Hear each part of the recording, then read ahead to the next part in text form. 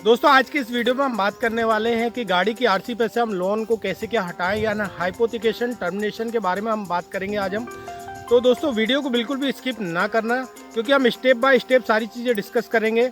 पहले हम ऑनलाइन करने की प्रोसेस को सारा जानेंगे। ऑनलाइन करने के बाद हमें क्या डॉक्यूमेंट आरटीओ लेकर जाना है और आरटीओ में जब हम विजिट करेंगे तो आरटीओ में क्या प्रोसीजर को हमको फॉलो करना है, ये सारी चीज़ें मैं आपको स्टेप बाय स्टेप बताऊंगा। तो दोस्तों चलते हैं डेस्कटॉप स्क्रीन पर और इसको सबसे पहले हम ऑनलाइन करना सीख लेते हैं। और ऑनलाइन करते करते मैं सारे आपको डॉक्यूमेंट क्या क्या अपलोड करना है ये भी सारी चीज़ें आपके साथ मैं डिस्कस करूंगा। दोस्तों हाइपोथिकेशन को टर्मिनेट करने के लिए सबसे पहले हमें क्रोम ब्राउजर को ओपन करना होगा। तो मैं क्रोम ब्राउजर को ओपन कर दूंगा। यहाँ पर क्रोम ब्राउजर जैसे ओपन हो जाता है तो मुझे यहाँ पर लिखना है परिवहन.gov.in। जैसे मैं परिवहन.gov.in लिखता हूँ और यहाँ पर कई लिंक्स आ जाती हैं, मैं इस पर क्लिक कर दूंगा।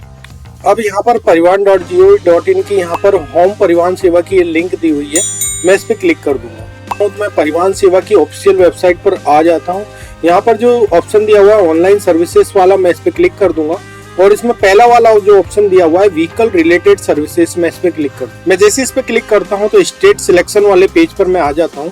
यहाँ पर मुझे अपनी स्टेट को सिलेक्ट करना होता है। जैसे ही मैं अपनी स्टेट को सिलेक्ट करता हूं तो मैं वाहन सिटीजन सर्विसेज वाले पोर्टल पर आ जाता हूं। थोड़ा सा स्क्रॉल करके हम इसको नीचे आ जाएंगे और यहाँ पर जो ऑप्शन दिया हुआ है व्हीकल रजिस्ट्रेशन नंबर, मैं इस पे क्लिक कर दूंगा। मैं जैसे इस पे क्लिक करता हूँ तो यहाँ पर ये ऑप्शन स्टार्ट हो जाता है। तो यहाँ पर मुझे अपनी गाड़ी संख्या को यहाँ पर भरना होता है। गाड़ी संख्या भरने के बाद यहाँ पर मैं डिक्लेयर कर दूंगा और डिक्लेयर करने के बाद यहाँ पर मैं प्रोसीड कर दूं। जैसे ही मैं प्रोसीड करता हूँ तो अब मेरे सामने ये पॉपअप आ जाता है। तो इस पॉपअप को मैं स्क्रॉल करके नीचे आ जाता हूँ तो इसमें ऑटो अप्रूव्ड विद मोबाइल से जो सेवाएं दी होती है वो सारी लिस्ट दी हुई है जिनके लिए आपको आरटीओ विजिट नहीं करना होता है। तो मैं इसको यहाँ पे प्रोसीड कर दूं। दोस्तों अब मैं वाहन सिटीजन सर्विसेज वाले पोर्टल के अंदर आ गया हूँ।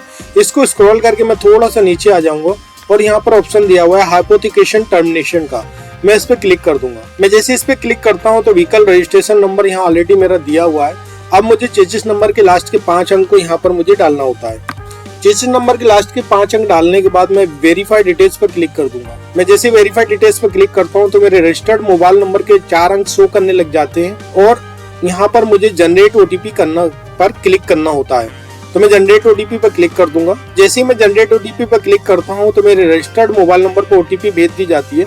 उस ओटीपी को मुझे यहाँ पर डालना होता है। ओटीपी डालने के बाद मैं यहाँ पर सबमिट कर दूंगा तो मेरे सामने इंटरफेस फिर से चेंज हो जाएगा और दोस्तों कुछ इस टाइप का इंटरफेस आपको देखने को मिलेगा। अब यहाँ पर 2 ऑप्शन दिए हुए हैं, एडिशन ऑफ हाइपोथिकेशन और डुप्लीकेट आरसी। तो इन दोनों ऑप्शन में से मुझे किसी को भी सिलेक्ट नहीं करना है, इनको एज इट इज रहने देंगे। उसके बाद मैं स्क्रॉल करके नीचे आ जाऊंगा और यहाँ पर जो ऑप्शन दिया हुआ है टर्मिनेट का, मैं इस पे क्लिक कर दूंगा।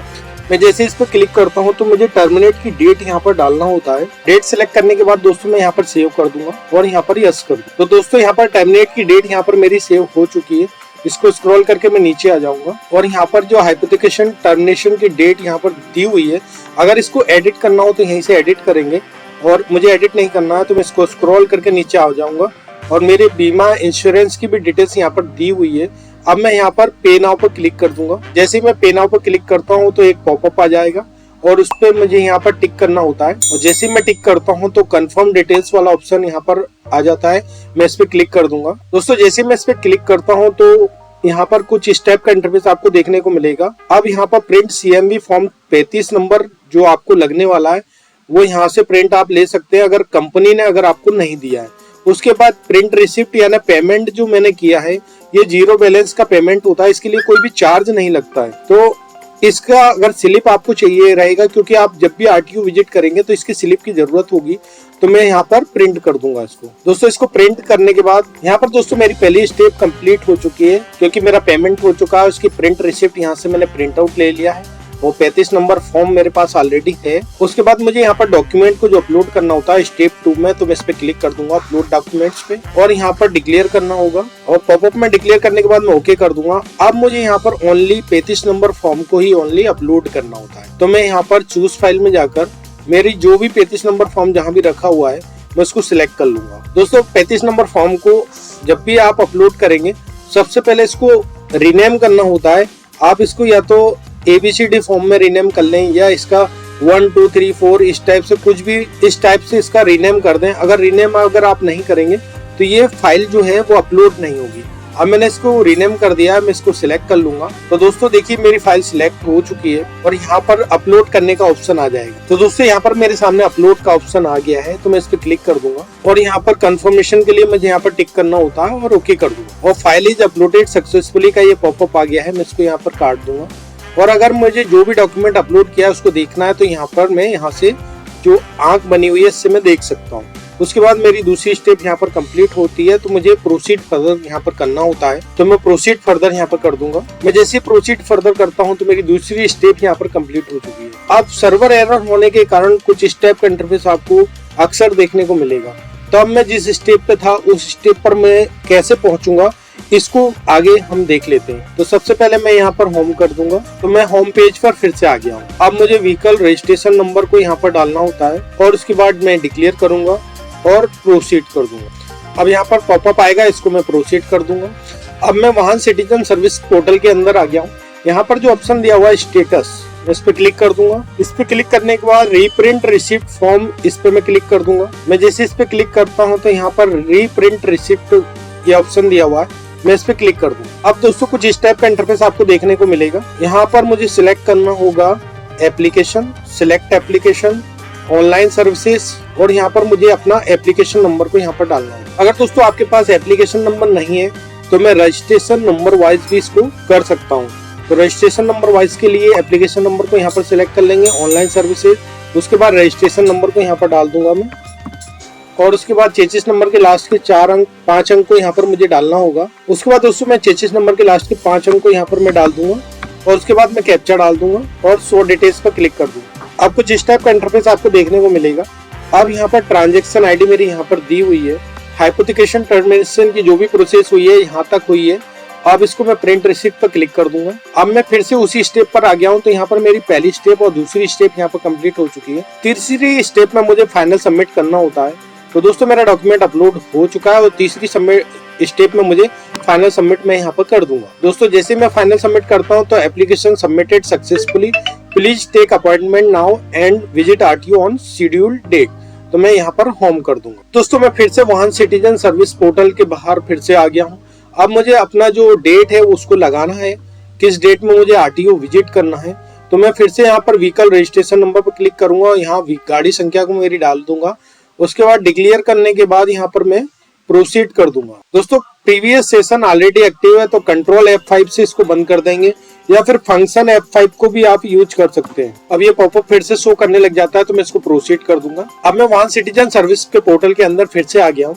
अब मुझे यहाँ पर अपॉइंटमेंट वाला जो ऑप्शन दिया हुआ है मैं इस पे क्लिक कर दूंगा और यहाँ पर जो बुक अपॉइंटमेंट वाला ऑप्शन दिया है मैं इस पे क्लिक कर दूंगा। मैं जैसे इस पे क्लिक करता हूँ तो यहाँ मेरा एप्लीकेशन नंबर को यहाँ पर डालना होता है।